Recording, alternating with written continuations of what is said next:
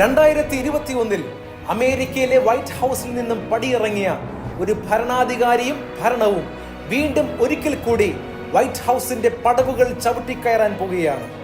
Trumpet ഊതുമ്പോൾ ഉണ്ടാകുന്ന നാദം പോലെ, അഥവാ അമേരിക്ക എന്ന രാജ്യം പൊടിപിടിച്ച് അലങ്കോലമായി കിടക്കുന്ന ഒരു വീടിനെ അടിച്ചുവാരി വൃത്തിയാക്കി അടുക്കും ചിട്ടയോടും കൂടെ അലങ്കരിച്ച് മനോഹരമാക്കുന്ന വിധത്തിലുള്ള ഒരു നല്ലൊരു ഭരണം ഈ ഭരണാധികാരിയിൽ നിന്ന് പുറത്തു വരാൻ പോവുകയാണ്. പല വിധത്തിലുള്ള വെല്ലുവിളികളും തടസ്സങ്ങളും പ്രതിഷേധങ്ങളും ഉയർന്നു വരുമെങ്കിലും ഭരണത്തിന്റെ വാതിലുകൾ അദ്ദേഹത്തിന്റെ മുമ്പിൽ തുറക്കപ്പെടും. പല രാജ്യങ്ങളുടെ യുദ്ധങ്ങൾ നിർത്തലാക്കുകയും സ്വവർഗ വിവാഹങ്ങളും മ്ലേച്ഛതകളും ഒരു പരിധിവരെ നിർത്തലാക്കുകയും ചെയ്യും.